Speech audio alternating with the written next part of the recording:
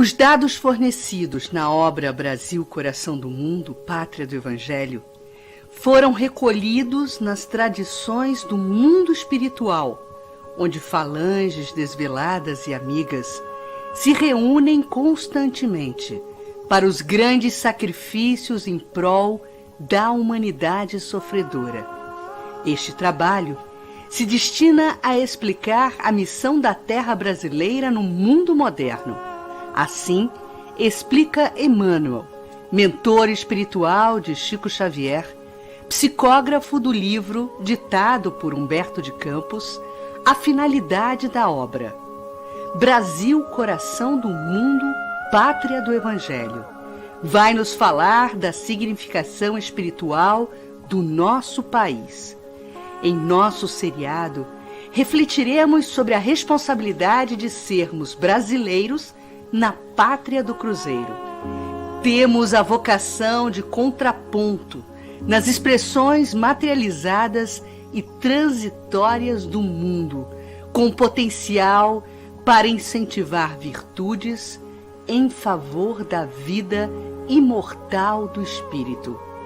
É inquestionável a magnitude das riquezas materiais do nosso Brasil, mas propomos aguçar o nosso olhar para um foco intrínseco, o Brasil espiritual, povo fraternal e generoso que sonha e trabalha, cuja alma se transformou em flor amorosa, tendo em suas sementes o vigor da miscigenação racial.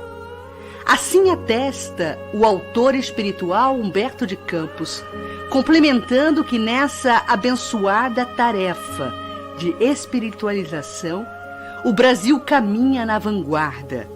O material a empregar nesse serviço não vem das fontes de produção originariamente terrena, e sim do plano invisível, onde se elaboram todos os ascendentes construtores da pátria do Evangelho.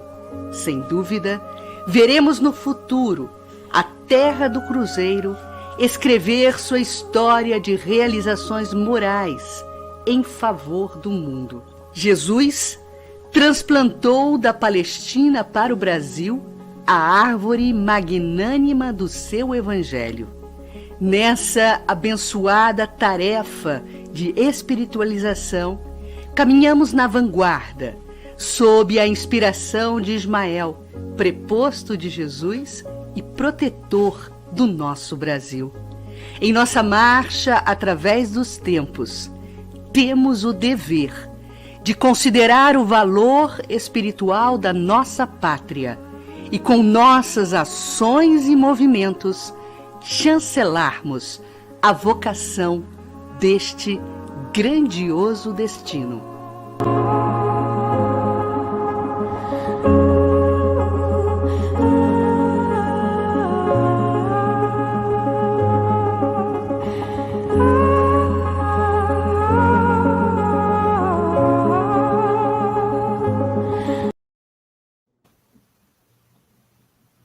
Boa noite, sejam bem-vindos à série de estudos Comece pelo Começo.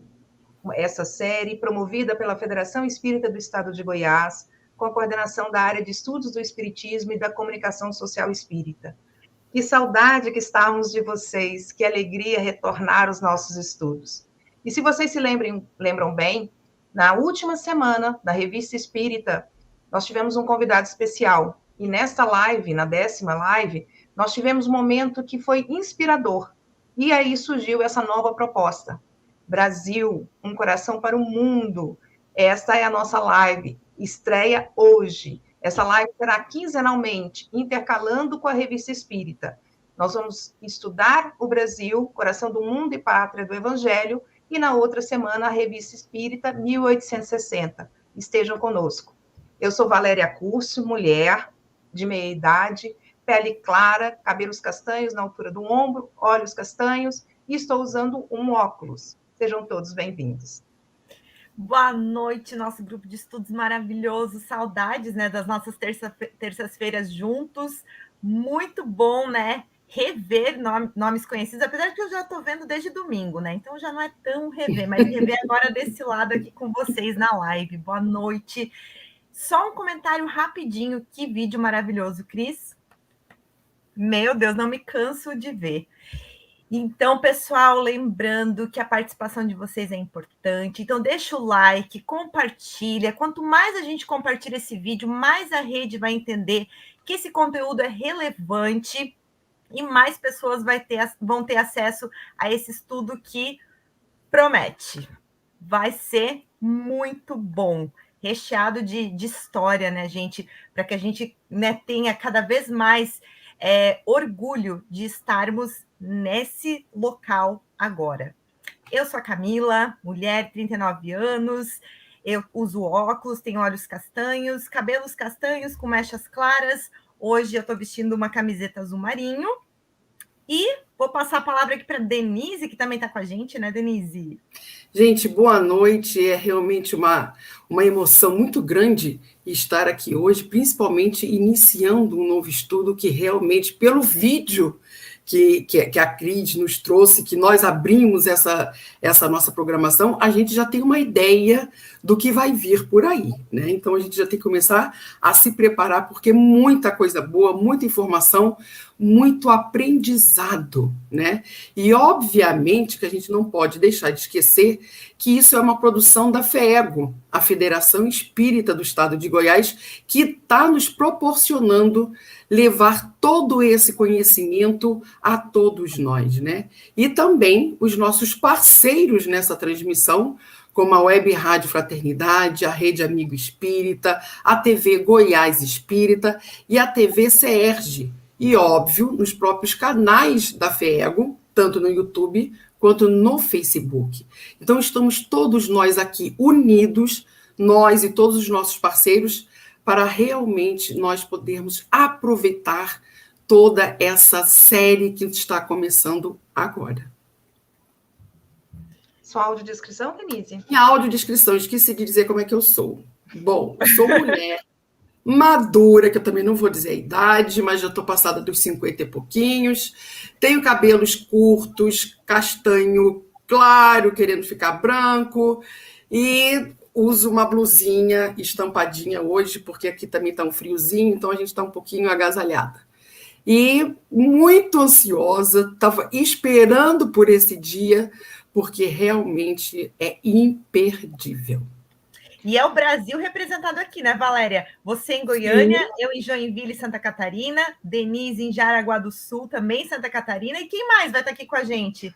Os nossos facilitadores, até já respondendo a Cláudia Plácido aqui, ela já vai ter a resposta da pergunta que ela colocou no chat agora. Os nossos queridos facilitadores. Cristiane Drux, bem-vinda. Jorge Larra, boa noite, bem-vindo. Queridos, uma alegria muito grande. Estamos juntos aqui, né? Em coração e pelo Brasil. Olá, uma boa noite para todas vocês. Cris, que vídeo maravilhoso esse. Nossa, deixa a gente muito emocionado. E uma boa noite para os nossos companheiros aí que estão conosco na live.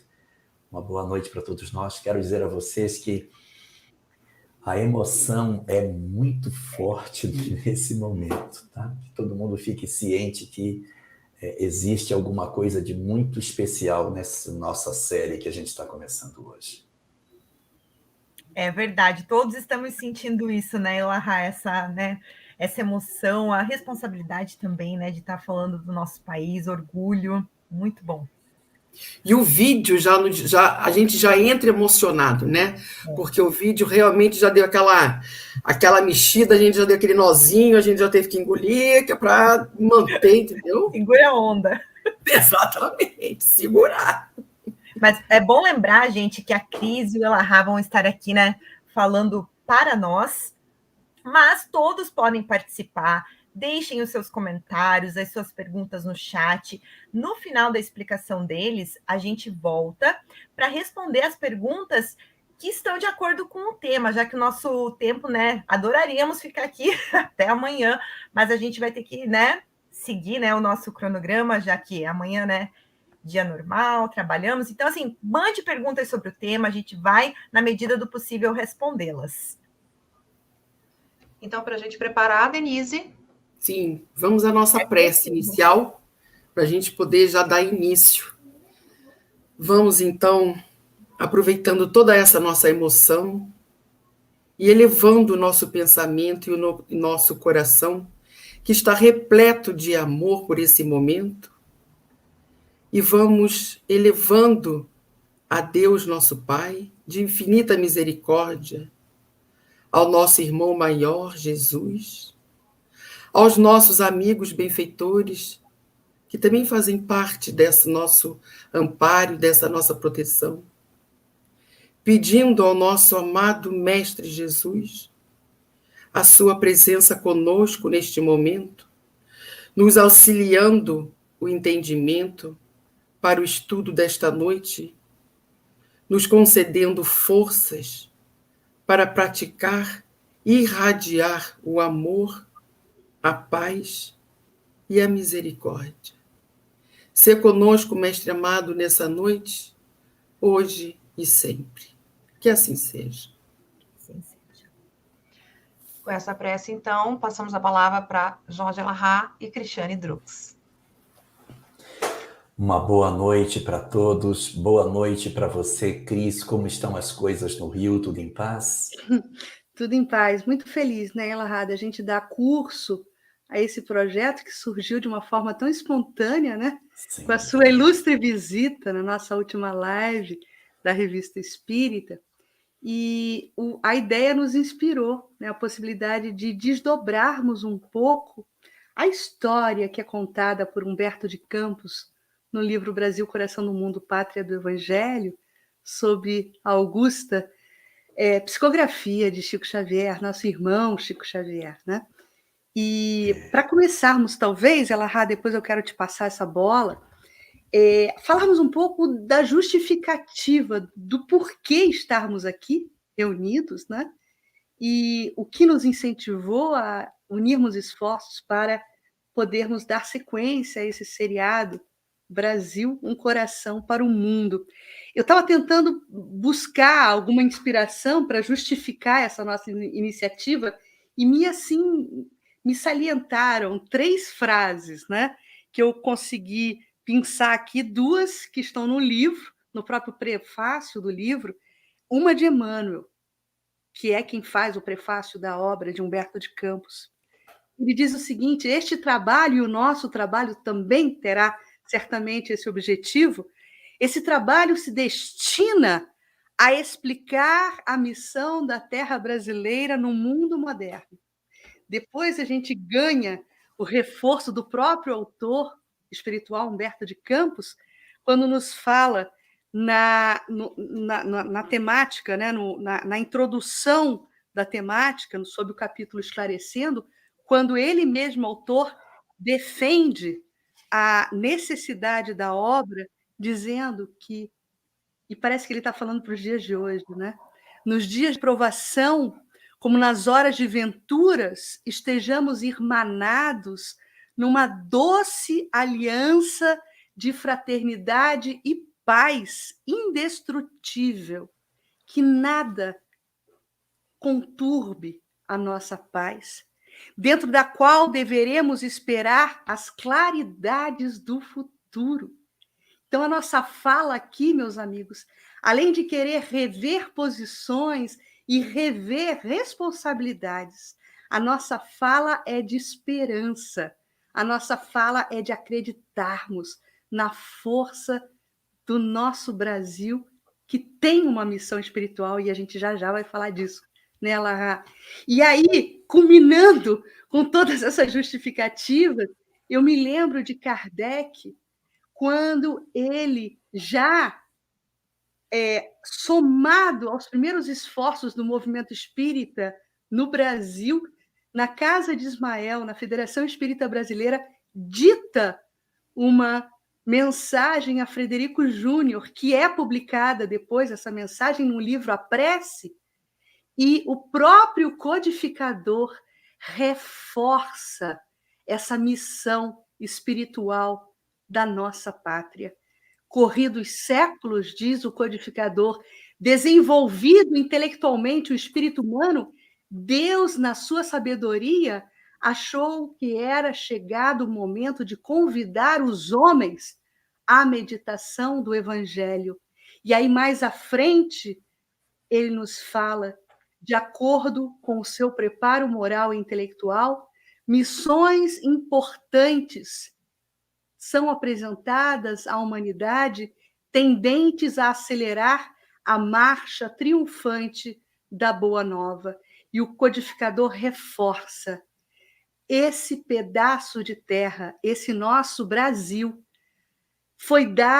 a esse nosso Brasil foi dada também a revelação da revelação, firmando os vossos espíritos antes de encarnarem compromissos, nós, brasileiros, espíritas brasileiros, firmando os vossos espíritos antes de encarnarem compromissos de que ainda não vos desobrigastes.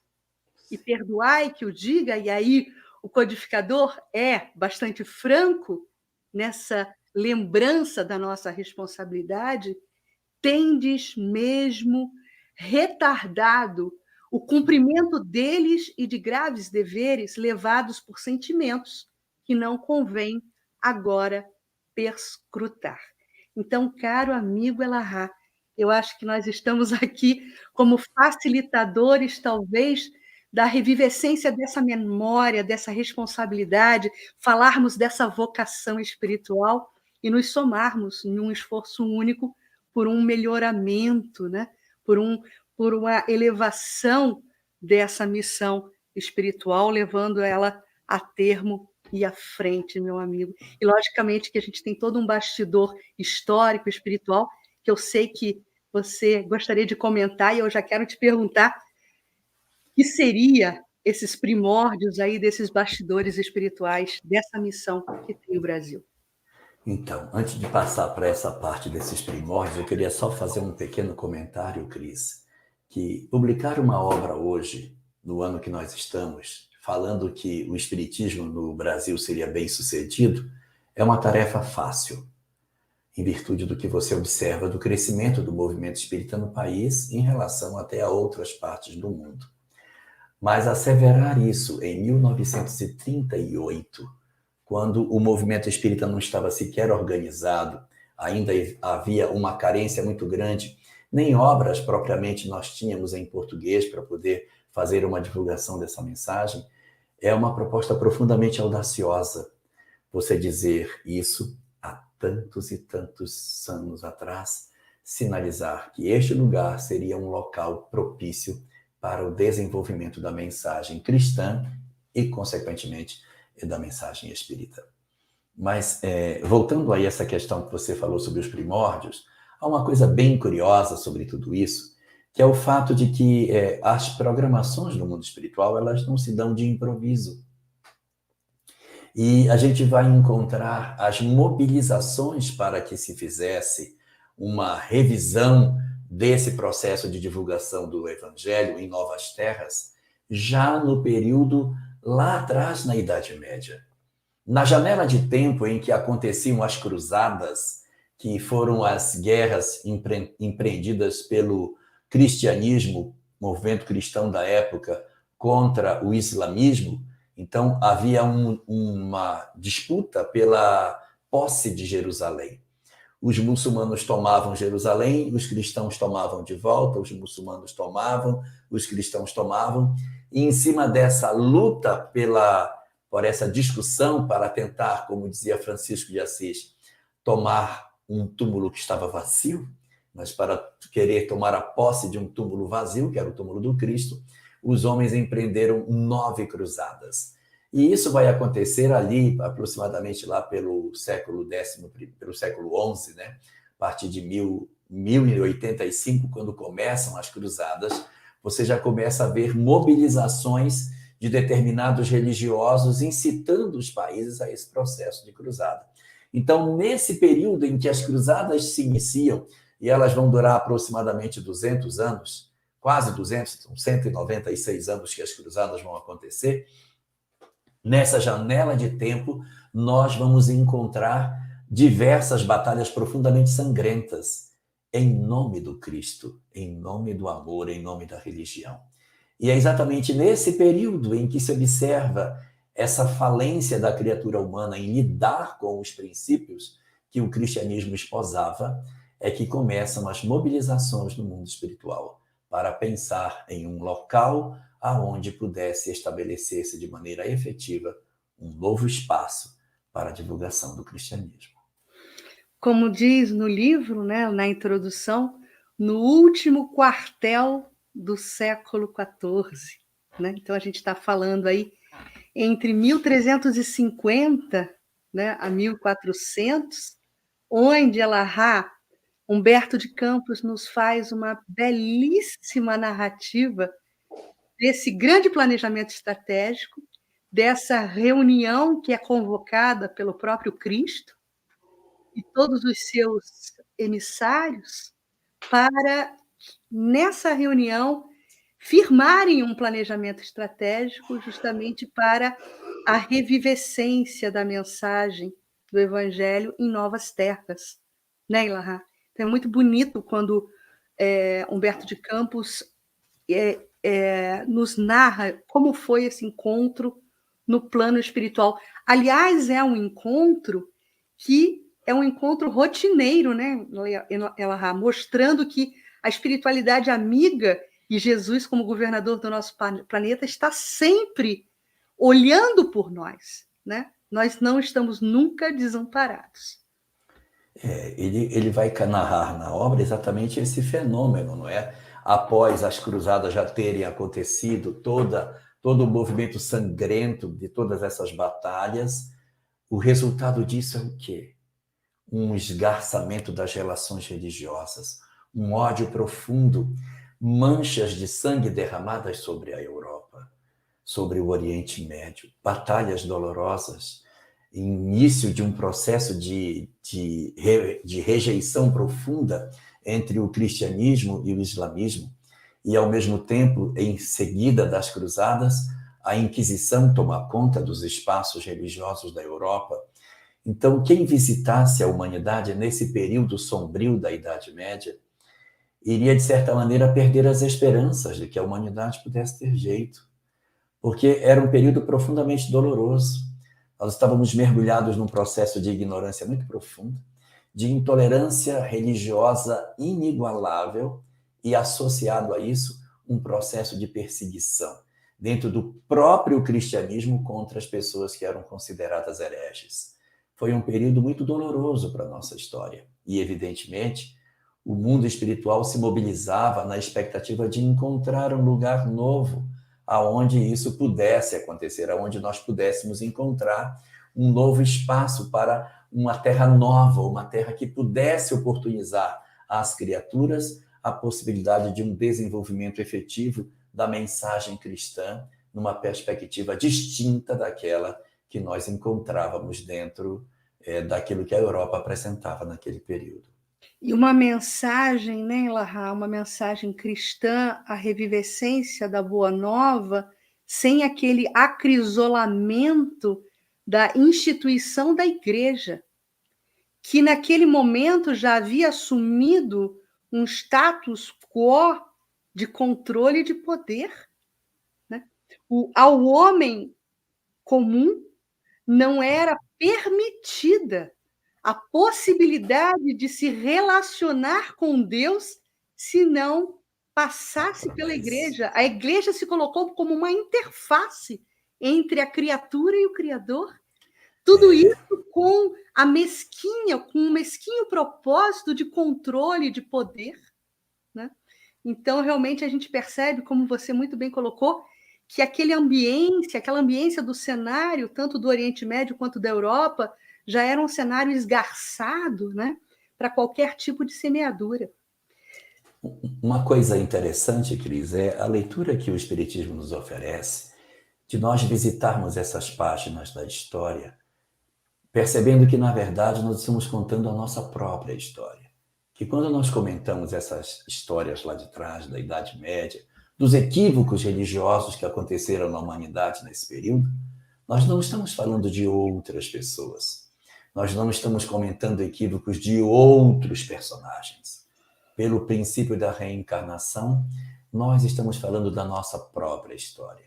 Por isso que isso nos mexe tanto hoje, por isso que essas histórias fazem tanto eco dentro de nós, é porque, de alguma forma, direta ou indiretamente, as nossas vidas estão entrelaçadas com esse período sombrio do cristianismo, justificando hoje esse desejo de divulgar, de conhecer, de falar, de resgatar, de pregar, de ensinar, de poder fazer alguma coisa para tirar os véus que, de certa maneira, cobriram a mensagem cristã durante tanto tempo. E isso é muito belo dentro do cristianismo, dentro do espiritismo, porque nós olhamos para os atos cometidos sem a ideia de tentarmos apontar a igreja da época como sendo um elemento nocivo para a humanidade, mas, na verdade, uma instituição em que nós, vestidos no passado com outros corpos, estávamos exercendo uma maneira equivocada de interpretarmos Jesus.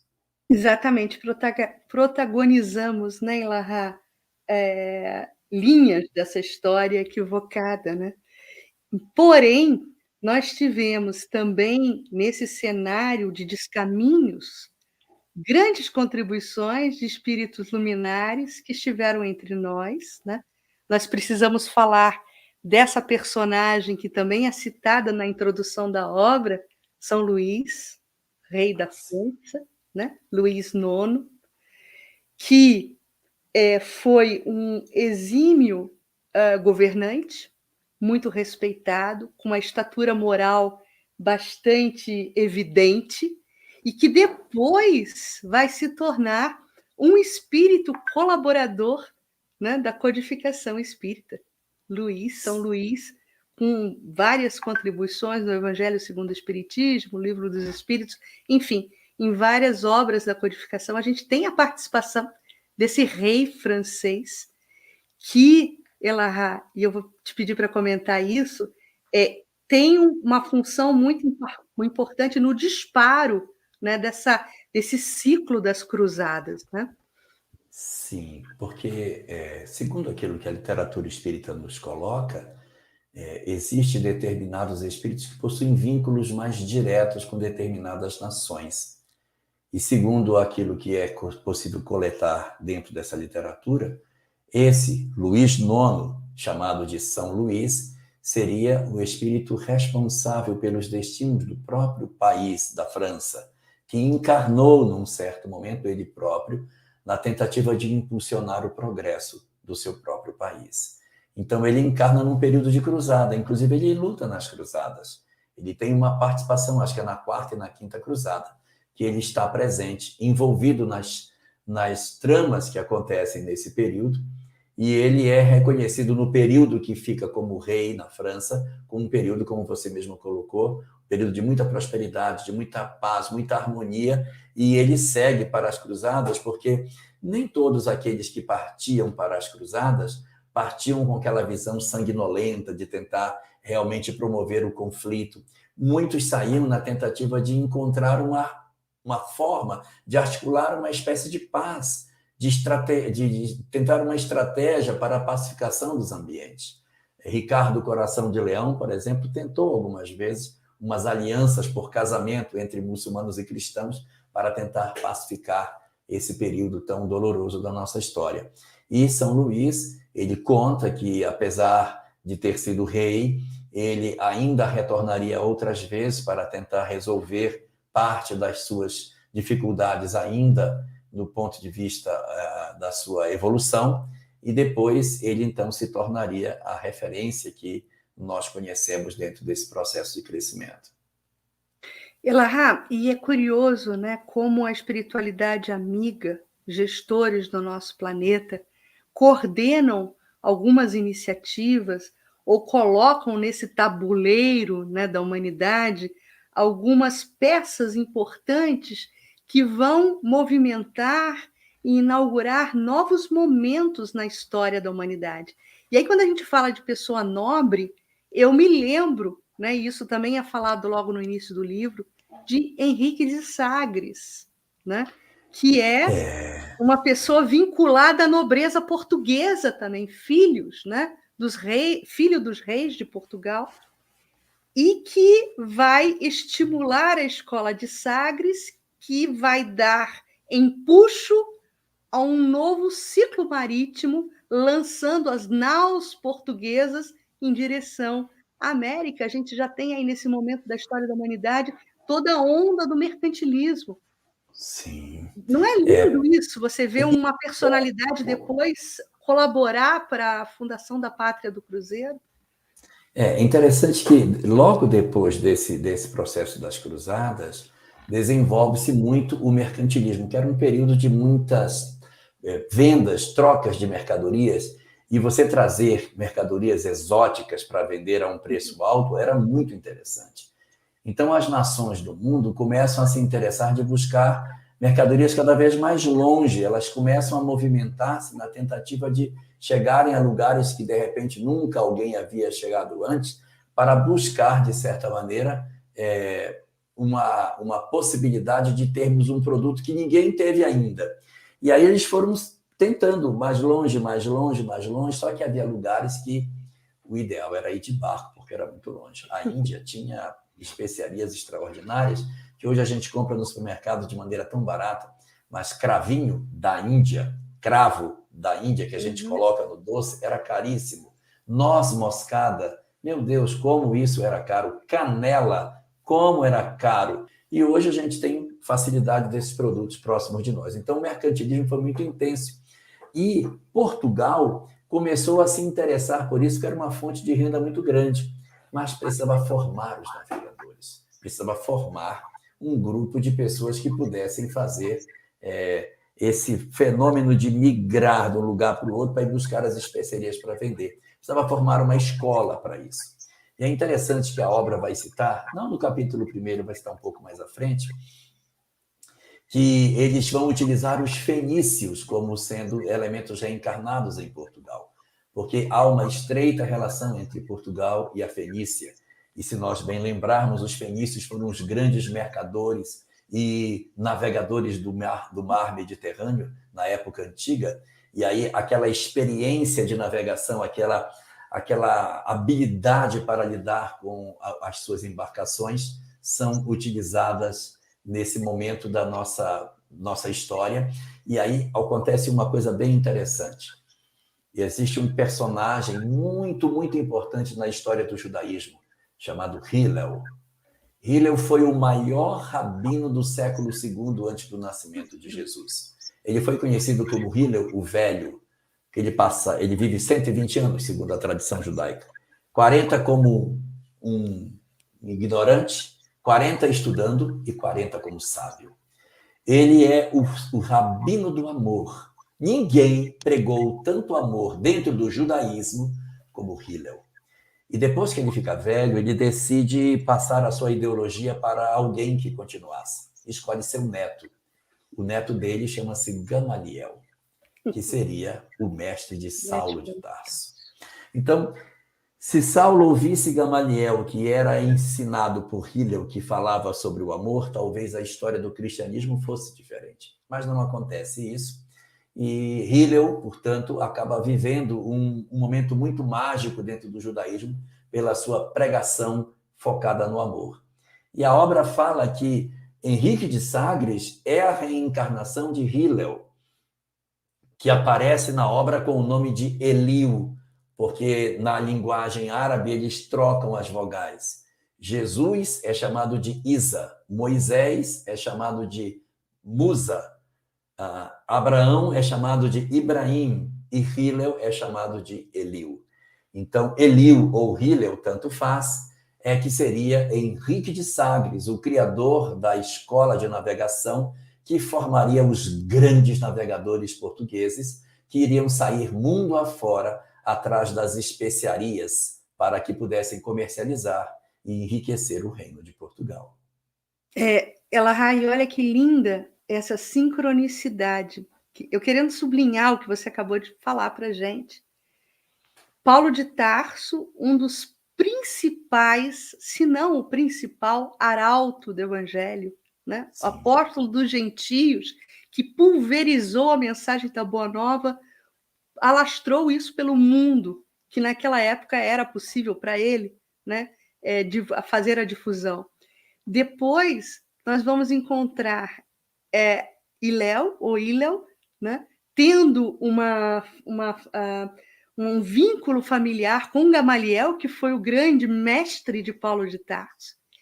E esse espírito reencarnado como Henrique de Sagres é que vai disparar e fomentar todo esse processo marítimo que vai facultar a descoberta do Brasil, e aí eu estou colocando entre aspas, porque esse assunto é um assunto sensível, mas tem aqui no livro, né, uma opinião muito contundente de Humberto de Campos sobre isso, onde ele defende que não houve coincidência, não foi por acaso, existiu uma programação espiritual para que os portugueses descobrissem o Brasil, não foi um erro de rota, né? Eles eram exímios navegadores, não fariam, né? Pela lógica, não faz lógica essa versão, né? De engano. Quero até te ouvir sobre isso. E aí percebe essa sincronicidade, né, Elahá? Tem todo um pano de fundo sendo orquestrado pela espiritualidade amiga. Eu faria até um paralelo outro, Cris, que Hillel, quando Hillel veio e fez as bases para que o cristianismo nascesse, formando Gamaliel para que formasse Paulo. Mas Paulo se desvirtua, depois acerta. Quando ele volta, ele cria de novo as bases para o surgimento de um local onde o cristianismo se espalhasse. Então, ele está sempre por trás desses mecanismos como uma espécie de precursor da ideia cristã, criando as bases para que isso aconteça. E ele, segundo diz a obra, tem uma relação muito próxima com Jesus, por estar relacionado com os aspectos sociológicos do planeta. Então, seria um espírito vinculado especificamente a essa orquestração da harmonia da Terra, do processo de conexão das criaturas, né? Ele estava nessa reunião no plano espiritual, né? Justamente quando havia quando aconteceu esse planejamento estratégico, ele era um dos componentes dessa reunião no plano espiritual, né? Bom, herança espiritual das nações, Elahá, o que podemos falar sobre isso? A gente já falou dos fenícios em comparação com os portugueses. Tem mais grupo espiritual por aí? Existem muitas conexões entre os povos do passado com o presente, e a gente encontra até algumas conexões disso na obra A Caminho da Luz, onde Emmanuel faz algumas ligações, né? Nós tivemos um povo no passado que usava uma águia como símbolo do seu império, e o cidadão desse povo era considerado a pessoa mais importante do mundo. O cidadão romano não era molestado em lugar nenhum. Eles eram, na verdade, os donos do mundo. E o Império Romano, com a sua águia, com as suas construções no modelo greco-romano, vai ter uma quantidade muito grande deles reencarnados no presente, numa nação que também utiliza uma águia como símbolo do seu império, que também utiliza estilo greco-romano nas suas construções e que também recebe os seus heróis do mesmo jeito que recebia os seus heróis de batalha, jogando papel picado, quando eles saíram nas bigas depois das suas vitórias em batalha. A mesma coisa acontece hoje, quando os heróis dessa nação, a qual me refiro, que é os Estados Unidos, também eles fazem uma celebração muito semelhante nesse sentido, né? Então, os Estados Unidos são um desses elementos que viviam no passado na condição de romanos, e boa parte deles hoje vive o psiquismo dos romanos dentro do ambiente americano que nós temos na atualidade. Elahá, eu diria que qualquer hegemonia não é mera coincidência. Não é. Mas existem outros também, né? Os espartanos, que eram muito vocacionados para a guerra, para essa visão mais austera da vida, estariam muito ligados à história da Prússia, à história da Alemanha. Então, há uma conexão entre Esparta e a Prússia / Alemanha. E a França, que não tinha boa relação com Esparta, vocacionada para a arte, para o belo, para as coisas ligadas ao sentimento, teriam reencarnado de maneira bastante expressiva na França, fazendo com que Atenas e França tenham uma ligação, enquanto a Alemanha conectada com os aspectos relacionados a Esparta. a Esparta. Ela já tem um outro fato muito curioso, e aqui a gente está levantando curiosidades, né? Para a gente mostrar que esses fatos, na verdade, precisam ter como pano de fundo alguma explicativa espiritual de planejamento estratégico. É muito curioso, né, meu amigo, como o Brasil, com milhões de metros quadrados de costa e litoral, pôde se manter unificado apesar de uma diminuta força marítima portuguesa. Quer dizer, é impossível se pensar. Era impossível. Não, sem um não há explicação. Espiritual, né? Não há explicação. Não há explicação. Quando você pega a história, a gente está passando lá para frente para a história da independência, mas quando você pega ali o trabalho de Cochrane, que foi contratado por Dom Pedro I para ajudar na defesa da costa brasileira, era uma missão impossível. Você, com aquela pouca frota que ele tinha, conseguir cobrir e defender as costas do Brasil. Realmente, por que ele não se dividiu? Por que que suas fronteiras não foram atacadas? Não é lógico. Não é lógico. Os franceses tentaram. Vamos tirar aqui, eu estou falando mais de Rio de Janeiro, talvez, da nossa história mais próxima de mim, Baía de Guanabara. Né? Os portugueses chegam na Bahia, né? Primeiro, depois vão descendo o litoral brasileiro e se estabelecem na segunda capital do país, que foi o Rio de Janeiro, já no século XVI. E Baía de Guanabara, ali era ocupada naquele momento por vários grupos indígenas diferentes. Tamoios, né? Tamoios e temiminóis. Uns se associaram aos franceses, outro grupo se associou. Os tamoios eram parceiros dos franceses, mas os tupinambás e temiminóis eram amigos, quer dizer, tinham relações mais próximas com os portugueses, e ali se fechavam pactos, se fechavam parcerias, mas nem o francês, nem o espanhol, nem o britânico, nem o holandês, os holandeses ninguém conseguiu ocupar. Os holandeses em Olinda também não ficaram? Exato. Então a gente percebe que existe algo maior patrocinando, né, essa magnitude do país como um todo para se manter uno, para depois, num futuro, desempenhar um papel importante para a humanidade. Né? A figura de Henrique Sagres ela vai ser muito importante, porque através da escola que ele vai criar, nós vamos ter grandes navegadores que vão fazer feitos extraordinários, como a primeira viagem de circunnavegação pela Terra, de Fernão de Magalhães. Isso é muito importante, você provar que a Terra realmente era redonda. Você sai de um ponto, vai para frente sempre e volta para o mesmo lugar. As viagens de Vasco da Gama, meu Deus, são muitos, não são poucos, são muitos. Quando aquelas viagens saíam, elas saíam com várias naus. E nas várias naus iam homens profundamente experientes, grandes navegadores, que iam navegando, trazendo as suas contribuições. Então, foi realmente um momento muito mágico para o Brasil e para Portugal, principalmente, esse período de construção dessa escola para a oferta de descobertas e de buscas. Eles fazem muitas incursões em vários lugares, enriquecem Portugal de maneira muito forte, porque vão às Índias, trazem especiarias, levam para Portugal, viajam de novo, dominam ali o sul da África, que era o Cabo das Tormentas, conseguia passar por ali por baixo e conseguir chegar ali no Oceano Índico. Então, essas conquistas, elas são muito importantes para que a gente pudesse ter o sucesso que a gente vai ter. E nesse ínterim acontece segundo a obra, né, uma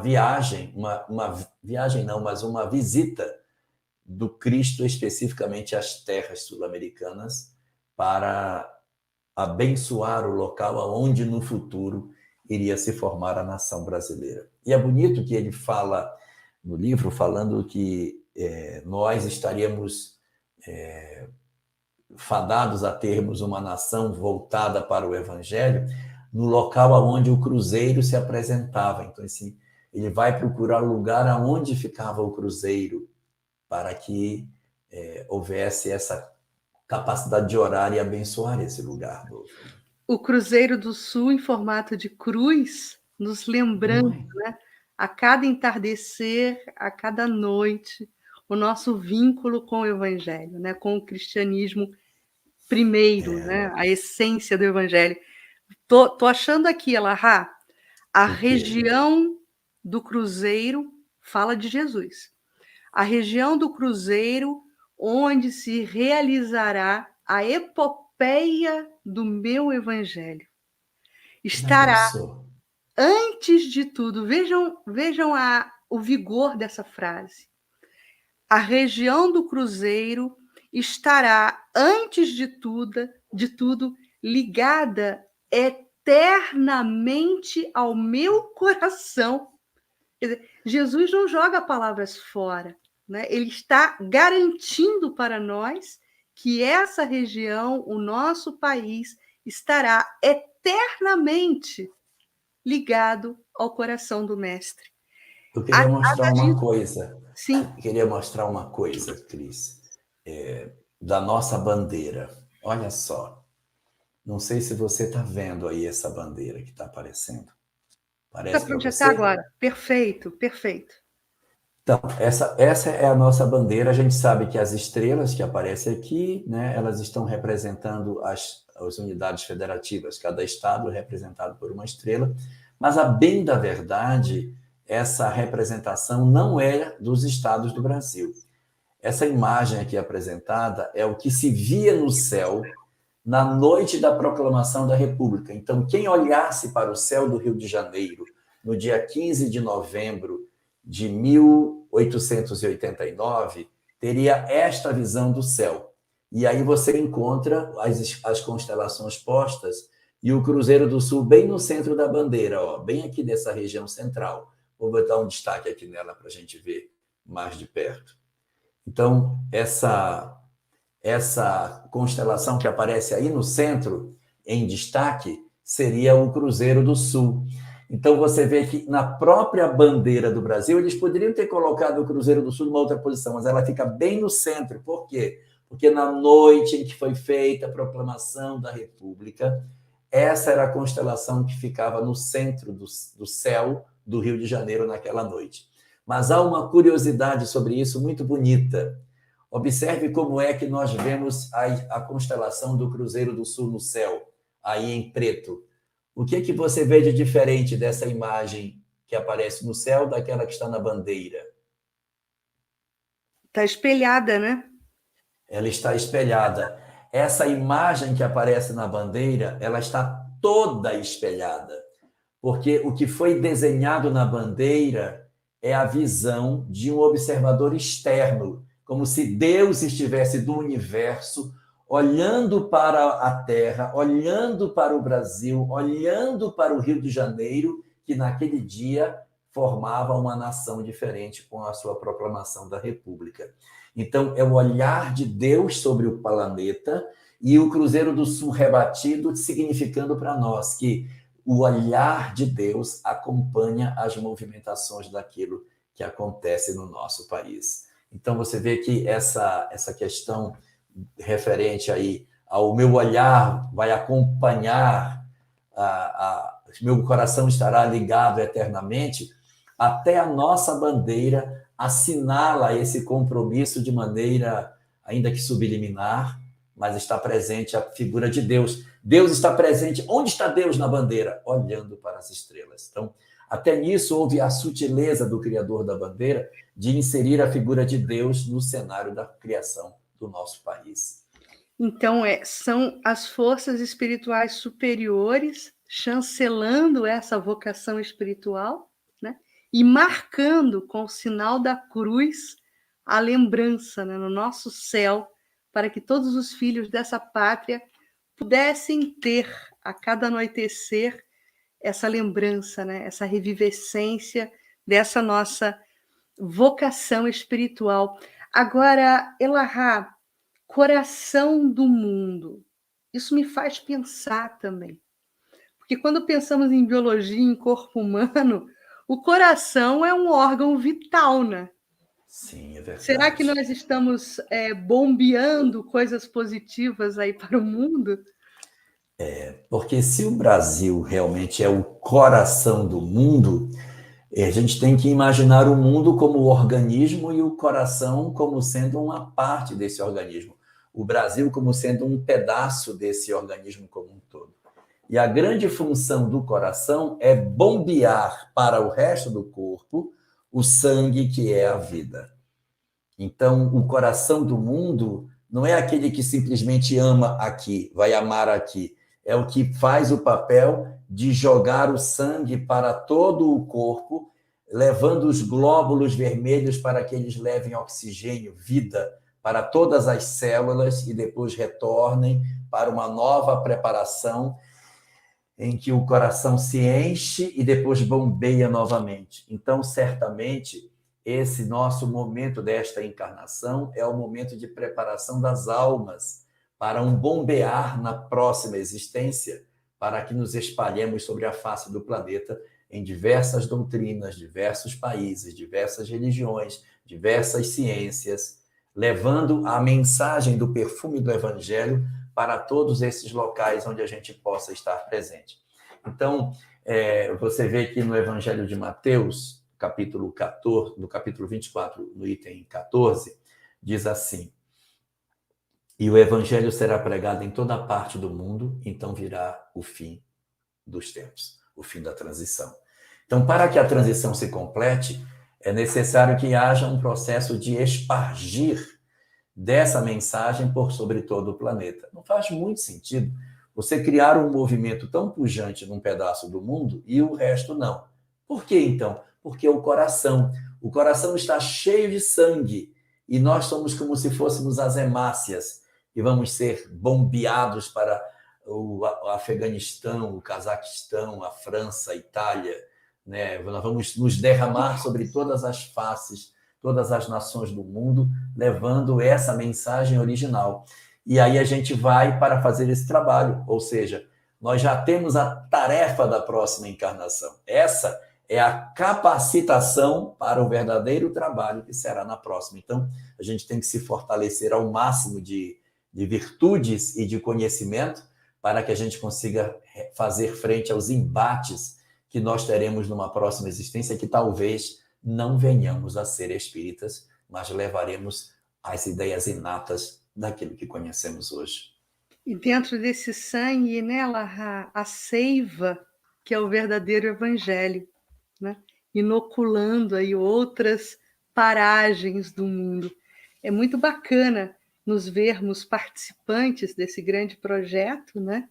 E eu acho que para um primeiro dia dessa nossa caminhada conjunta, refletindo sobre a obra, eu acho que nós já temos aí alguns insumos para podermos partir para a interação aí com o público. Eu não sei o que você acha, Larra? A gente chama as meninas de volta, começamos agora um bate-papo. O que você acha? Podemos chamar as meninas para que a gente possa conversar com o pessoal que está fazendo as perguntas e aí a gente poder interagir com todos e aproveitar esse momento de reflexão. Você está Meninas sem presentes. áudio, Denise. Adorei o Meninas. Obrigada a vocês dois, né? Que coisa boa. Meninas presentes. Meninas presentes, pronto. E é uma alegria muito grande ver o tanto que as pessoas estão participando do Brasil inteiro, fora do Brasil, e isso é muito importante. E até alguém colocou aqui agora mesmo, a gente está com tantos comentários que a hora que a gente até perde. Aqui, ó, Fabiano, vale um like também? Acho que vale um like sim, né? Porque com isso a gente consegue levar essa mensagem a mais corações. E vamos lá, porque foi maravilhoso até agora, e o chat está... Eu não sei qual que estava mais, assim, concorrido. O nosso privado, que a gente estava... o do público. Mas estamos aí. Então, vamos trazer primeiro... A gente gostaria de trazer um comentário que Camila faz para a gente. Faço sim. Foi um comentário, né, que a Vânia de Castro fez, né? Que aula de história da humanidade a qual somos os protagonistas do cristianismo. Lindo. Obrigada, queridos, por me mostrar o espiritismo de outra forma, diferente. E até nos bastidores ali a gente estava comentando que foi muito bacana entenderem, né, Elahá e Cris, a nossa proposta, que é comentar o livro, mas também trazer toda essa contextualização do planejamento estratégico do nosso país, né? País.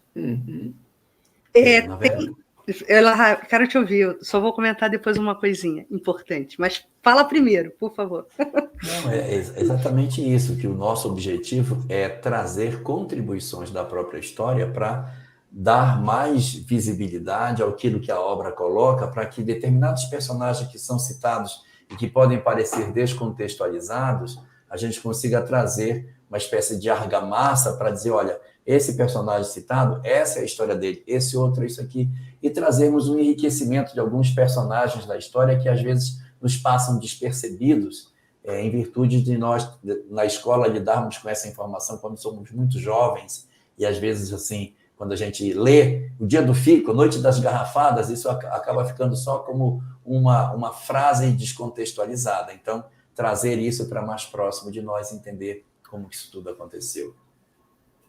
Sobre essa questão da missão da Terra brasileira, eu acho importante a gente colocar nesse nosso primeiro encontro aqui que nós não somos predestinados. Muito pelo contrário, como o Jorge nos colocou, nós estamos aqui em um momento de preparação para sermos semeadores dessa seiva do Evangelho, porque estamos partindo do coração, para pulverizarmos essa mensagem consoladora em outros momentos da nossa vida espiritual, mais para frente, em outras paragens do mundo.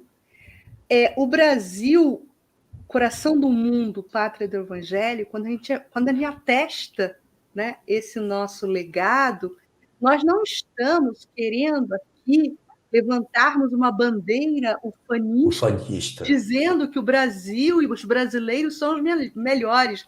Não, não é isso. Nós estamos querendo reavivar o nosso compromisso espiritual frente a essa frente única de trabalho, de propagação do valor dos conceitos evangélicos, do valor do Evangelho, do valor da moral que o Cristo veio nos ensinar. Então, como espíritos altamente endividados, e eu falo por mim, nós estamos cerrando fileiras nesse propósito de remissão. O Brasil é a grande terra de remissão, cenário e palco de virada espiritual para muitos de nós. E isso é que nos traz dinâmica e é isso que nos traz potencial transformador. Então, pelo menos essa impressão que eu tenho, e eu de forma nenhuma encaro a obra, esse monumento de obra de Humberto de Campos, sob a psicografia segura de Chico Xavier, eu não coloco nenhuma dúvida em relação a uma obra psicografada por Chico Xavier. Eu não vejo traço nenhum de ufanismo ou traço nenhum de irrealidade nesse processo. Queria só destacar uma frasezinha aí, que do mesmo jeito que a árvore foi transplantada para cá, ela pode ser transplantada para lá também. Então, isso é uma questão de circunstância, tá? Um planejamento. Você tem que corresponder. Da contextualização, né, Elahá, para entender a Bíblia mesmo, saber, né, o que era o tempo, o espaço naquele momento e que gerou as parábolas. É o que a gente está fazendo com esse livro, né? Dando essa contextualização que gerou, então, o que Emmanuel nos traz, né? Humberto de Campos, desculpa.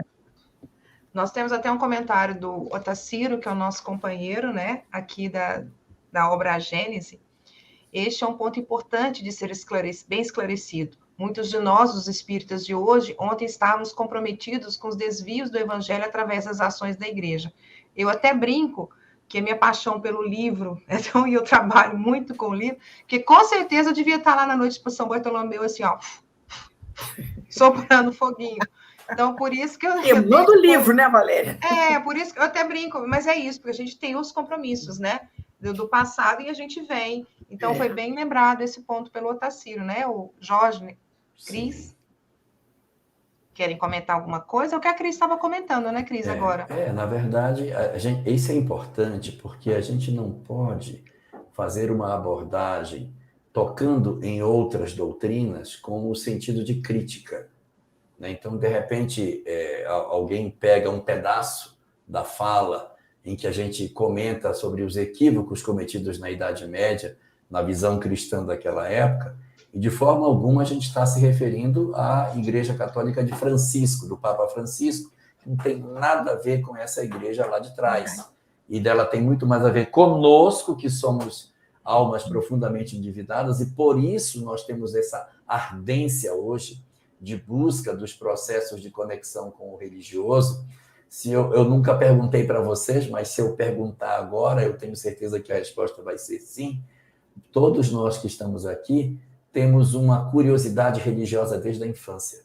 Nós já éramos pessoas desde criança interessadas em igreja, interessadas nas coisas, procurávamos saber por que nós tínhamos, todos nós temos essa busca interior, porque nós somos almas marcadas pela história da religião dentro de nós. Isso sempre fez eco, a gente sempre buscou.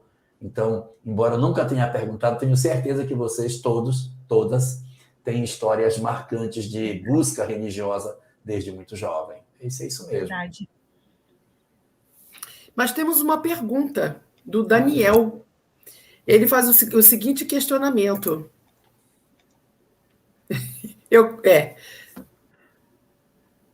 A descoberta das Américas faz parte do planejamento do mundo espiritual para a transição planetária? Daniel Magnusson de Conchal, em São Paulo. Boa noite, Daniel, meu querido, boa noite para você. O processo de transição planetária, ele é muito antigo e ele começa exatamente em virtude da necessidade de preparar a Terra para uma nova realidade. Então, para a transição, eu precisaria trazer uma revelação nova. Eu não poderia fazer a transição sem trazer a mensagem que pudesse oferecer as verdades espirituais. E aqui até me permito fazer um comentário. As doutrinas recebidas na época antiga, lá nos Vedas, do Bhagavad Gita, de Krishna, de Buda, essas mensagens elas eram muito mais profundas do que tudo que nós tínhamos na Terra até então, até o advento do Espiritismo. Por quê? Porque eram mensagens recebidas para os povos que estavam maduros para a transição. Então, não dava para nós entrarmos em transição sem provar que nós éramos capazes de ter uma revelação semelhante ao Bhagavad Gita, semelhante a mensagens anteriores. Então, era preciso ter um espaço para que uma mensagem com essa envergadura chegasse à Terra. Então, eu precisava de um lugar novo para isso, porque a Europa estava cansada dessas leituras. Então, para fazer a transição, eu precisaria de uma mensagem nova. Para colocar uma mensagem nova, eu precisava de um lugar novo. Então, uma coisa puxa a outra. Então, a descoberta das Américas era o espaço para a criação de um novo cenário para a transição. E aí, as Américas no sentido de norte, central e sul, porque a missão do Brasil é uma e a missão dos Estados Unidos é outra. E todos são importantes para o processo de transição planetária. Um pode ser chamado de coração do mundo, o outro, o cérebro do planeta.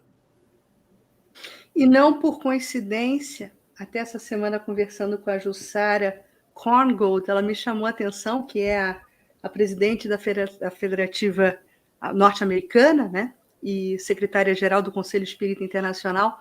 Ela me chamou a atenção para uma coincidência que não é coincidência. A Estátua da Liberdade em Nova York, ela ressalta essa magnitude da liberdade. Os Estados Unidos para muitos, ainda hoje, e foi muito mais no passado, a grande terra da oportunidade, né? A grande terra da possibilidade de mudança de vida, né? Existia até entre os imigrantes a expressão "vou fazer América", né? Vou buscar novos rumos, buscar novos caminhos, representando essa liberdade do agir, né? A gente vê isso no livro Renúncia. Sim. Eles saindo para a América como um sonho de liberdade e de prosperidade. Sim. Então, nós temos em Nova York o ícone, a estátua, o símbolo dessa proposta de liberdade. E qual é a grande estátua que, por acaso, também está hoje, no dia de hoje, completando 90 anos? Cristo Redentor, na cidade maravilhosa do Rio de Janeiro, que eu tanto amo. Braços abertos. Né? A estátua do Cristo revigorando a proposta do Evangelho, de braços abertos, acolhendo a todos, iluminando consciências. Estátua da Liberdade foi doada pela França. Sim. E o Cristo Redentor? Confeccionada sob os auspícios da França, né? Da tecnologia, da arquitetura francesa, custeada pela comunidade católica, porque muitos se enganam achando que o Cristo Redentor foi um presente da França. Não foi um presente da França, mas foi erguida sob os auspícios da tecnologia e do domínio, né? Da arquitetura francesa. É um dos maiores monumentos Art Deco do mundo, né? A França trazendo ali a sua arte, a sua capacidade de arquitetura, movimento Art Deco, que marca, né, a influência francesa no mundo do design, da arquitetura. Então, assim, são muitas sincronicidades, né, gente? Muitas sincronicidades. E até para a gente só ilustrarmos um pouco, né, nesse momento de diálogo, o que o Elahá explicava para o Daniel sobre a importância da América, vejam um diálogo, eu vou ler muito rapidamente aqui, nesse encontro espiritual, na reunião espiritual realizada sob os auspícios de Jesus, no plano espiritual, reunindo seus emissários para esse grande planejamento estratégico, diz Jesus, diz Eliú para Jesus: Senhor, se esses povos infelizes que procuram na grandeza material uma felicidade impossível, que era cenário Europa, que era cenário Oriente Médio, e que marcham irremediavelmente para os grandes infortúnios coletivos, visitemos os continentes ignorados, onde espíritos jovens e simples aguardam a semente de uma vida nova. Então, é exatamente isso que ela falava, um cenário novo para novas propostas. Exatamente. Até dentro disso, Cris, eu queria trazer um comentário da Cláudia Plácido, porque já que a gente está tratando dessa contextualização, né, desse background, né, do planejamento, ela coloca: Brasil não foi descoberto, vieram tomar posse dessas terras em nome da coroa portuguesa. Pelo Tratado de Tordesilhas, em 1498, esse continente Brasil foi cortado por uma linha imaginária. E daí vocês podem comentar, porque até o próprio livro, né, traz que isso tudo foi feito muito antes de se pensar em tratado, né? O Tratado de Tordesilhas ele foi um acordo feito entre a coroa espanhola e a coroa portuguesa para dividir possíveis terras descobertas dessa região, e passaram uma linha que passava em Belém do Pará e Laguna, na cidade de Laguna, em Santa Catarina. O que estivesse à direita dessa linha imaginária seria Brasil, o que estivesse à esquerda seria da coroa espanhola. Mas existe também uma viagem de Francisco Orellana para essa região, anterior à própria descoberta do Brasil. Ele chega por aqui, entra na foz do rio Amazonas, atravessa o rio inteiro, vê algumas tribos indígenas colocadas nas margens dos rios, e como eles usavam cabelo comprido, ele acha que elas são amazonas, por isso que ele dá o nome de Amazonas. É Francisco Orellana que vai dar o nome de Rio Amazonas para isso aqui, só que ele chama de Mar Dulce, que era tão largo, ele manda provar a água e vê que a água é doce. Ele chama de Mar Dulce. Então, às margens do Mar Dulce ficava as Amazonas, que eram os índios, os Mura, que eram as tribos indígenas da fronteira do Amazonas, e que eram guerreiros fortes e bastante bravos.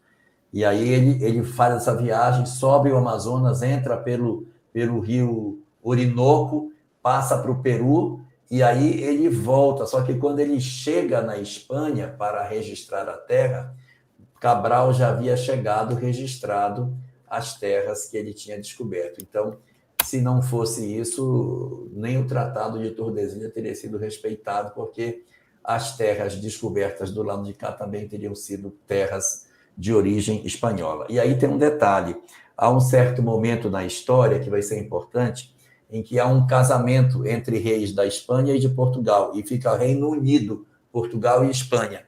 Então, o Tratado de Tordesilhas e nada era a mesma coisa, que vai coincidir com o período dos bandeirantes, que invadem a região da Espanha, mas como era tudo do mesmo rei, para que discutir se era tudo uma terra só? Só que depois essa aliança é desfeita, e aí o Brasil já tinha tomado espaço além do Tratado de Tordesilhas, por conta das missões e bandeiras que aconteciam.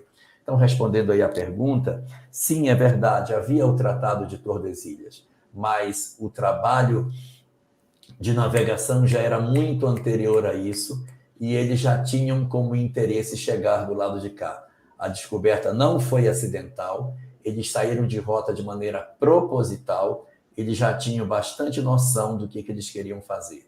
Claro que eles não sabiam exatamente o que era que eles iam encontrar, mas eles estavam bem dispostos a fazer essa descoberta, porque em 1492, 8 anos antes, Colombo havia chegado no norte, ali na América Central. Então, deve ter mais coisa para o lado de cá. Se ele achou para cima, a gente vai achar um pouco mais para baixo. Era uma lógica que existia e, portanto, assim se deu. Isso estava nos arquivos de Henrique de Sagres também. Um próprio Humberto de Campos, no capítulo 2, eu estou lendo aqui essa frase, nos dava... Henrique de Sagres tinha provas, né, de que já existiam essas terras por aqui. A prova de que seus estudos particulares, segundo Humberto de Campos, falavam da terra desconhecida, é que o mapa de André Bianco, né, que faz referência à cidade de Ceuta, no norte da África, datava de 1448 e já mencionava uma região fronteira à África. E para os navegadores portugueses, portanto, afirma Humberto de Campos, a existência da grande ilha austral já não era assunto ignorado. Então, eles eram excelentes navegadores. Para quem gosta dessas discussões, existem algumas coisas que a gente ainda não tem resposta para essas questões, mas está registrado na história. Existe o mapa de Piri Reis. Piri é um título otomano que é semelhante a almirante. Piri Reis foi o almirante Reis, que era um almirante otomano que tem um mapa mundi, mas muito antes disso, acho que ele é de 1200 alguma coisa. O mapa de Piri Reis ninguém consegue explicar, porque o mapa atribuído a ele, né, pelo menos se considera que esse mapa seja verdadeiro, ele tem até a região dos polos, e os polos só foram descobertos em 1911 e 1909. E lá tem os mapas sem gelo, a Terra sem gelo. Como é que ele tinha isso? Então tem o mapa da América, tem os polos, tem o desenho do mundo como um todo numa época muito mais antiga do que esse. Uma grande incógnita da humanidade é como que existe o mapa de Piri Reis. E aí isso é bem anterior à descoberta. Deixa eu ver se eu acho aqui a data do mapa dele. Denise, nós temos uma pergunta aqui da Marlene, né? Você quer fazer? Temos a pergunta da Marlene Rosa, que ela diz o seguinte: Jorge, considerando que os indígenas colaboraram na edificação da Pátria Nova, como outros espíritos em prova também, que papel fundamental desempenhou nesse contexto a raça negra? A Marlene é de Uberlândia. Que até o primeiro capítulo... A gente vai conversar sobre isso, Marlene, bem direitinho, quando a gente for comentar sobre esse processo. Tem um capítulo específico para trabalhar essa questão. Mas só me antecipando, no primeiro capítulo, o Cristo já fala sobre o interesse de trazer o elemento afro para a construção da cultura brasileira. No primeiro capítulo, tinha nem sido descoberto, e diz, o elemento negro precisa vir para cá. Qual o objetivo? Facilitar com que fosse natural na cultura brasileira a comunicabilidade entre os espíritos.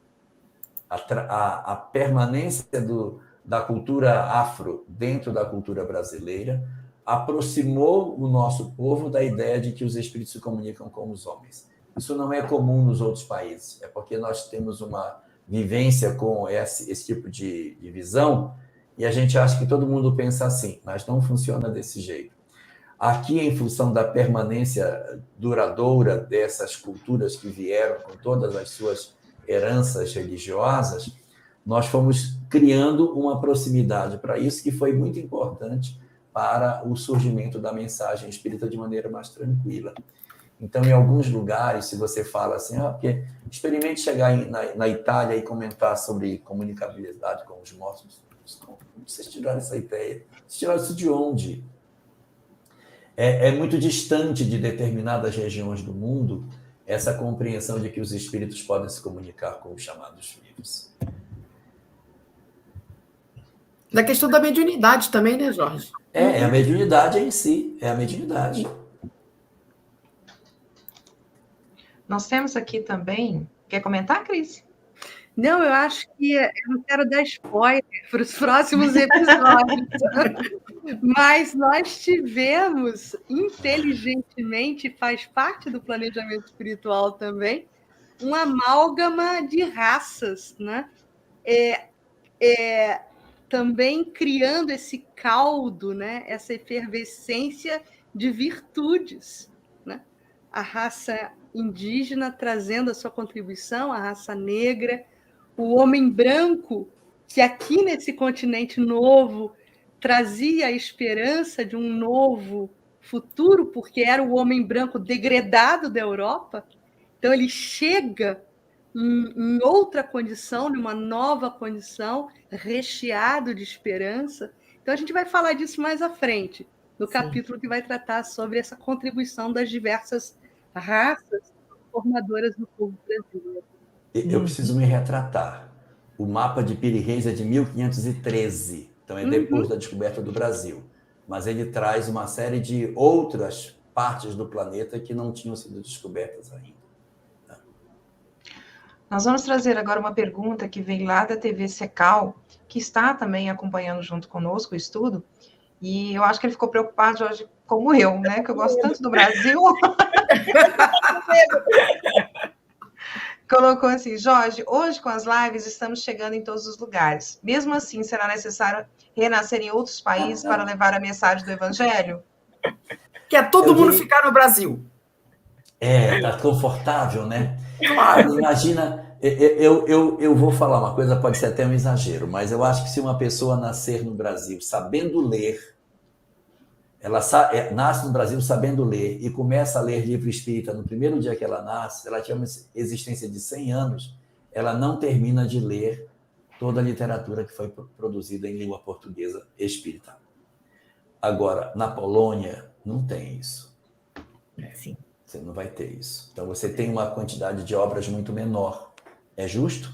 É correto? Tá bom assim? Ou não teria que ter um trabalho de deixar com que essa mensagem se derramasse de maneira mais efetiva? Não há dúvida de que as lives estão levando o conhecimento a muitos lugares, mas não está chegando a todos. Porque é uma ilusão acharmos que todo lugar tem internet. Não que tem. Todo mundo tem. Nem todo mundo tem, nem todo lugar tem. Haverá de ser feito um trabalho corpo a corpo, porque, como dizia Francisco de Assis, pregue o evangelho para as pessoas. Se for preciso, fale sobre ele. Então, pregar o evangelho é vivê-lo. Então, ele dizia, faça tudo o que você puder para ser um exemplo vivo do evangelho, porque talvez você seja o único evangelho que o seu irmão vai ler. Então, nós temos que levar essa mensagem não apenas falada, mas vivida, interpretada em outros lugares, em outros cenários. realmente oferecendo as nossas vidas para a construção e a desconstrução das desigualdades, da dor, do sofrimento. Então, pregar o evangelho não é fazer uma live e jogar a mensagem para que as pessoas ouçam. É preciso que a gente também esteja presente, juntando pessoas, limpando feridas e mostrando para os outros como que se vive numa região de conflito sem fomentar ainda mais as desigualdades e os ódios. Como que faz? Então, nós vamos ser convocados para esse tipo de trabalho, de semearmos aquilo que sabemos de maneira intuitiva nos lugares aonde nós renascermos. Aí vai fazer sentido isso aqui ser realmente a pátria do Evangelho. E aí, aproveitando já para dizer, porque eu acho que o nosso tempo já está quase acabando, eu quero dizer que quando se fala que o Brasil se prepara dentro desse cenário para se tornar o coração do mundo, a pátria do Evangelho, não é que ela vai ser a melhor nação do mundo. Nós temos que ser a melhor nação para o mundo. Nós temos que oferecer o melhor de nós. E ainda que alguém diga, mas os nossos governantes não são bons, nós temos muita corrupção. Gente, no Império Romano não era diferente.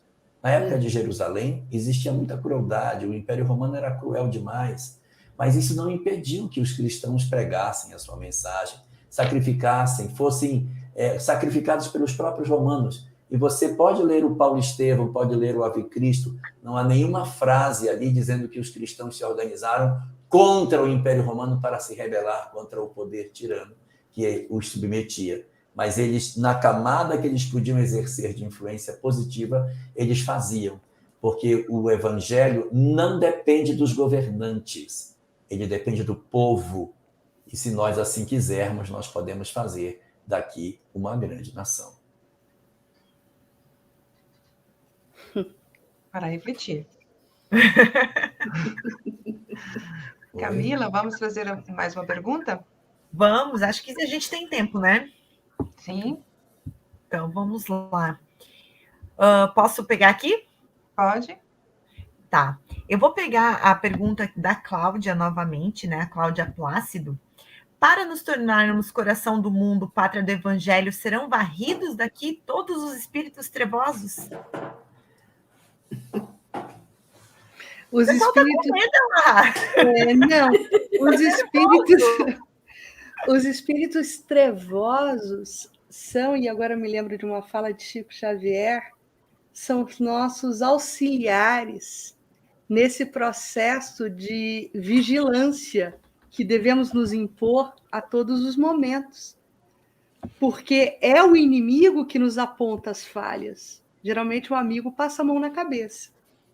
Então, é o antagônico que vai me mostrar quais são as necessidades de retomada e as necessidades de mudança.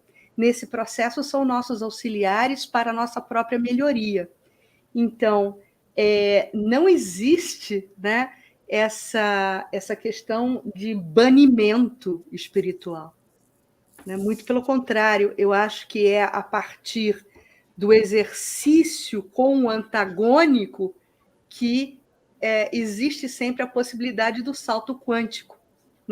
Estou recorrendo aqui às minhas aulas antigas de química, onde eu era uma péssima aluna, mas para que houvesse o salto quântico de um determinado elemento químico, deveria preexistir a esse momento uma dinâmica que impulsionava esse salto quântico.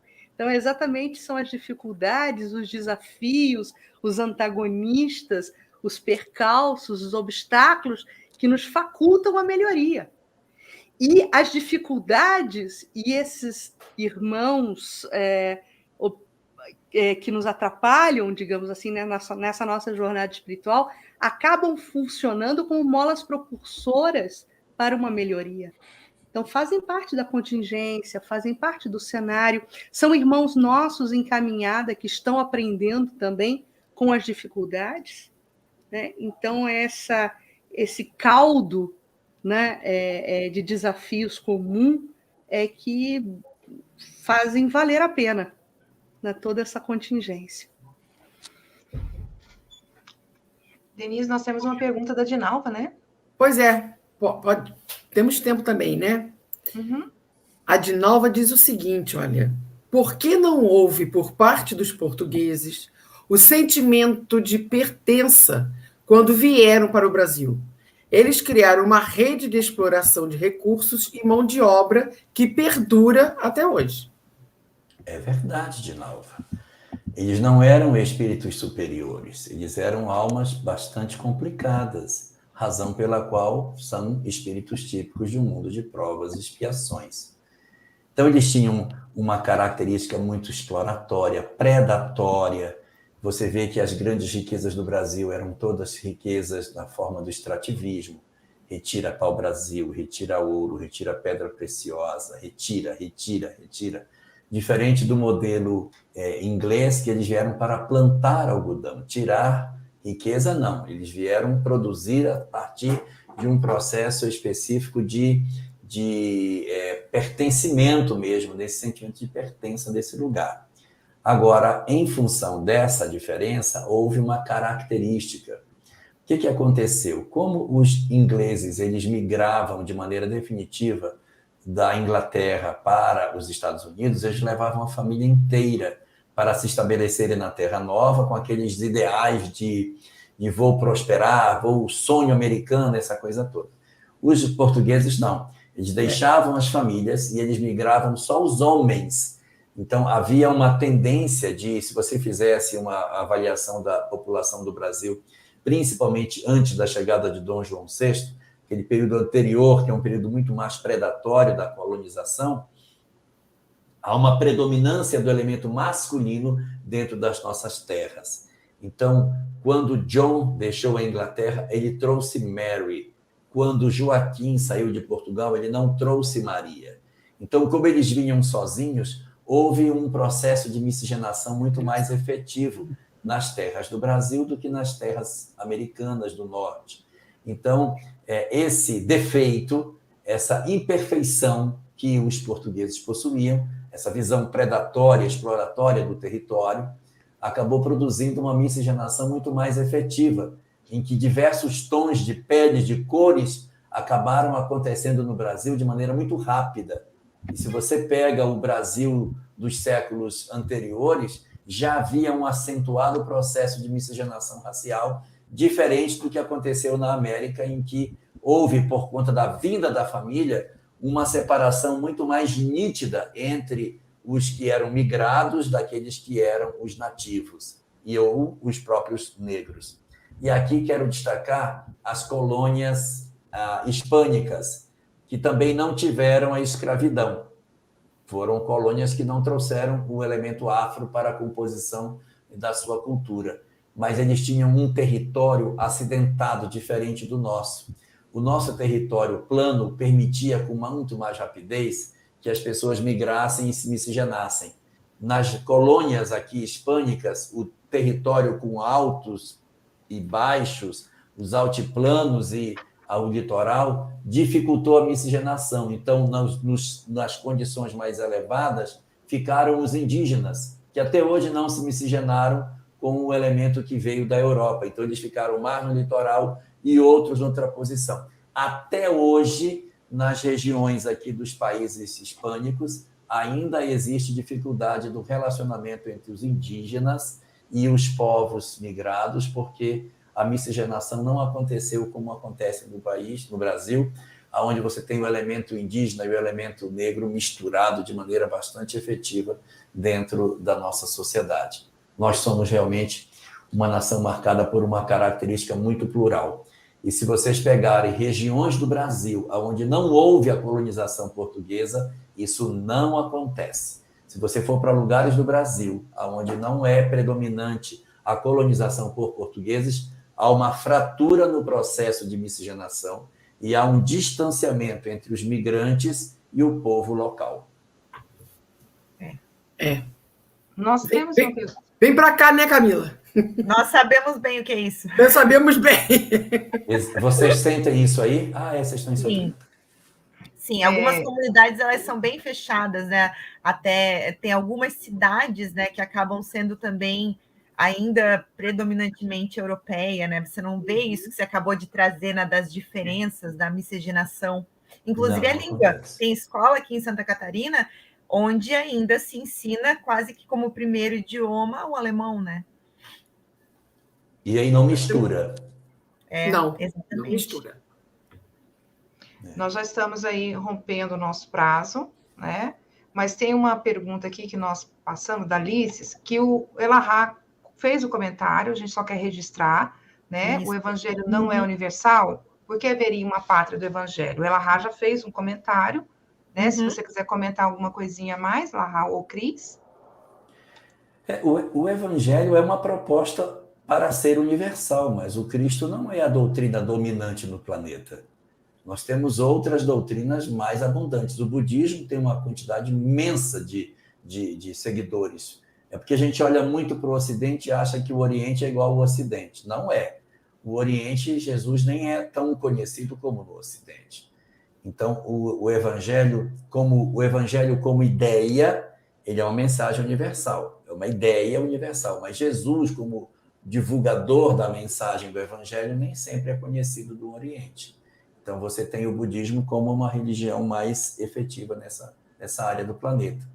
E depois você tem o islamismo também extremamente difundido agora no Oriente. Era menos, mas agora tem crescido de maneira bastante intensa sobre a Europa, sobre a Ásia, na região das Filipinas, da Indonésia, tem crescido muito o islamismo na China, na própria Rússia, tem havido um crescimento muito vertiginoso do islamismo.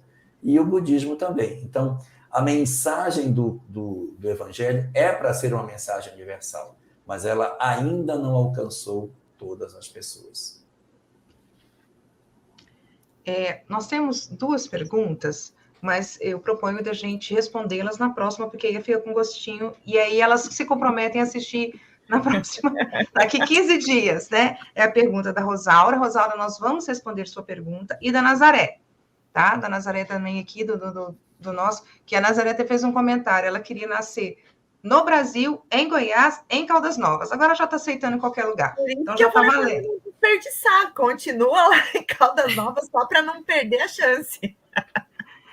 Então, nós vamos deixar essas 2 perguntas que elas colocaram para a gente fazer na próxima, já estão anotadas aqui, que aí vocês não vão perder o próximo episódio, onde nós vamos tratar do 2º capítulo, não é isso, Cris e Elahá? Sim, nós vamos... A temática, né, vai ser... Mas sempre lembrando roteiro, né? O roteiro, lembrando qual que é a nossa proposta, né, de trazer. Então, o capítulo 2, então já aproveitem e acompanhem conosco, fazendo a leitura, né, do livro Brasil, Coração do Mundo, Pátria do Evangelho, que vocês vão acompanhando cada capítulo. Então, nós falaremos a Pátria do Evangelho, justamente até respondendo, completando essas perguntas que ficaram aí. E aí eu deixo, Elahá e Cris, suas considerações finais. Só para não deixar de pontuar nesse primeiro encontro nosso, né, que Ismael finca aqui como patrono espiritual do nosso país, finca aqui a bandeira Deus, Cristo e Caridade, que é o lema maior da Casa Máter do Espiritismo no Brasil, que é a Federação Espírita Brasileira, e essa bandeira traz com essência a palavra caridade. A palavra caridade pressupõe acolhimento, que é o gancho maior, né? É uma das principais virtudes que ressaltam aos olhos do nosso povo brasileiro. Então, que possamos transformar essa nossa tendência de acolhimento para a execução da verdadeira caridade. Talvez essas fossem assim, algumas ideias básicas que eu gostaria de deixar também nesse primeiro programa. Bom, eu quero falar só uma palavra que está contida no prefácio, no capítulo Esclarecendo, que Humberto de Campos, definindo sobre as características do Brasil, ele fala que é um povo ligado pela unidade, pela nossa integração e unidade. Então, eu queria só destacar isso para que a gente não perca essa característica, que a gente não permita que determinadas contingências da situação presente que a gente viva nos divida, nos separe, nos veja como seres, como se fôssemos diferentes. Nós somos, antes de qualquer coisa, irmãos por sermos brasileiros. Eu conheço alguns países do mundo em que a religião vem antes da nacionalidade. Então, por exemplo, xiitas do Líbano se veem mais irmãos dos xiitas do Irã do que dos cristãos libaneses. Nós não podemos deixar que outro tipo de visão nos torne separados entre a visão de sermos todos brasileiros. Essa deve ser a primeira característica nossa, porque nós sempre fomos um povo que se enxergava como uma nação integrada, e não podemos permitir com que, de repente, determinadas características do presente possam nos influenciar, nos vendo como se fôssemos pertencentes a diversos segmentos distintos e não como um único Brasil. Camila? Isso. Bom, agradecer, né, o estudo maravilhoso, estreia maravilhosa. Realmente é muito importante, a gente sempre fala, né, a importância de conhecer o contexto daquilo que a gente está lendo, né, analisar, tirar o espírito da letra, que a gente adora também reforçar, né, essa importância de realmente entender. Então, Elahá e Cris, muito obrigada a todos que nos acompanharam. Só respondendo aqui a Elisete, o estudo, ele é quinzenal. Então, na semana que vem, na terça-feira, às 9h30, eu, Cris e Valéria, estaremos aqui com o estudo da Revista Espírita e voltaremos na semana seguinte com o episódio 2 da live do Brasil, Coração para o Mundo. Valéria? Denise? Dia 26, né? Dia 26 de outubro. Vai ser a nossa próxima. Denise? Bom, eu também gostaria de agradecer de estar fazendo parte, né, desse momento histórico, eu diria eu, né, que realmente ficou marcado, como nós vimos aqui no chat, os comentários são todos nesse sentido. E com o aprendizado de hoje, tudo que foi falado pelo Elahá e pela Cris, nos dá cada vez mais orgulho de sermos brasileiros e de entendermos por que hoje estamos aqui fazendo parte desse país, né? Então, cada vez mais a gente tem a certeza de que estamos aqui sob o comando do nosso mestre maior, que é Jesus, né? Então, eu acho que isso ficou bem forte hoje com tudo que foi dito nessa live, né? Agradeço também a FEEGO pela oportunidade, aos nossos parceiros de transmissão que estão conosco, também todos aqui unidos para aprender e sair com esse sentimento de que realmente a gente tem que bater no peito e dizer: sou brasileiro, sim, e com todo orgulho. Nós queremos agradecer a todos que acompanharam. Não vai dar para a gente falar a cidade, mas nós tivemos o pessoal da Flórida, de Atlanta, de Nova York, aí aqui de Goiás, agradecer o pessoal de Goiás que está participando, Pernambuco, Paraná, São Paulo, Minas, Rio Grande do Sul, Mato Grosso do Sul, Bahia, Pará, Distrito Federal. Então, agradecer a todos que participaram conosco e convidando já para o dia 26. Semana que vem, Revista Espírita, 1860. Acompanhe, e até fazendo um comentário com vocês, antes da gente encerrar. Essa semana nós tivemos uma pessoa na livraria que ela comprou todo o Pentateuco, mais a Revista Espírita, mais o Brasil. Fiquei muito feliz, que eu falei, está acompanhando os estudos junto com a gente. Fiquei muito feliz. Bom. Então, gratidão a todos que estão acompanhando. E para que a gente possa encerrar essa noite e pensando tudo isso, e programando, né, para onde nós vamos, já pensando onde nós vamos semear no futuro, nós vamos deixar a prece final com um poema maravilhoso. Então, fiquem todos com Deus e até terça-feira que vem com a Revista Espírita e daqui 15 dias com o Brasil novamente. O Semeador do Bem, por Maria Dolores e Francisco Cândido Xavier. Arar moldando a gleba empedrada e agressiva, erguer-se sol a sol na tarefa cativa, servindo por amor, ignorando a quem. Doar tempo, esperança, força e vida, embora suportando a alma ferida na lavoura do bem. impedir que o serviço retrograde, ouvir de longe o vento e a tempestade de ciclones irados a cair, e proteger as sementeiras novas contra o furor de semelhantes provas, a fim de que produzam no porvir. Sofre insônia e anseio, de alma em chaga, ante os calhaus da senda em que a ideia se esmaga na defesa da frágil plantação. Ouvir e desculpar, sofreando-se a custo, o sarcasmo cruel do menosprezo injusto de quem não crê na própria elevação. No entanto, semeador, prossegue enquanto é dia, entoa no trabalho as canções da alegria, ao ritmo da fé que te apoia e conduz. E após o anoitecer, nas orações que levas, contemplarás além, abrindo-se nas trevas, o sereno esplendor da seara de luz.